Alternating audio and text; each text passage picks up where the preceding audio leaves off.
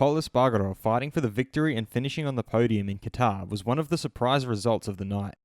Thus far, he has never won a race in 136 starts. However, he feels that 2022 might be the year he goes all the way, as he has now explained during the media debrief in Qatar. I'm your host, Dillon Shelley, and first up on Moto World, Pol Espargarò already dreaming about MotoGP championship.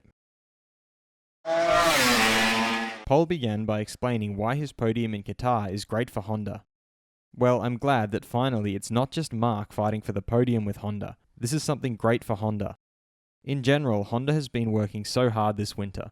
They have changed the bike from the bottom to the top to try achieve the group goals, which I think is best to keep improving for everyone.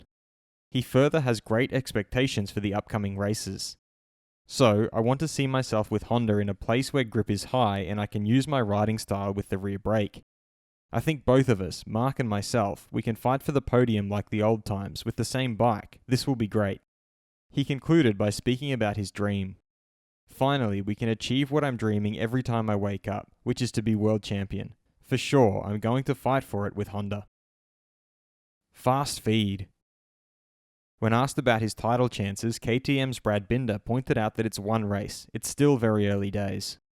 I think we have a lot of completely different tracks we need to go to and completely different scenarios that we're going to face in the future. We need to keep our feet on the ground. I think we're far from where we need to be still, and I'm just going to keep grinding until we get there.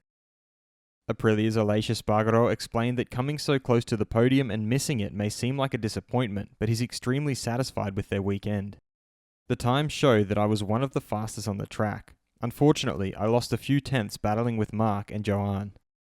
In the end, I think that our tyre situation was better than my brother's and Brad's, but a small mistake on turn 4 kept me from attempting an attack on the final lap. For his teammate Maverick Vinales, finishing 12th is obviously a disappointing result. This is certainly not in line with my expectations or the team's, but I never had the right feeling with the front end and going into corners. We've got a lot of work to do. We need to get to know this bike better.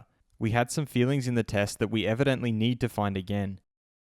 Tech 3 KTM's Raul Fernandez pointed out that all rookies battled in the same group, which is a signal that Losail is very difficult for us if you don't come here to do the preseason tests.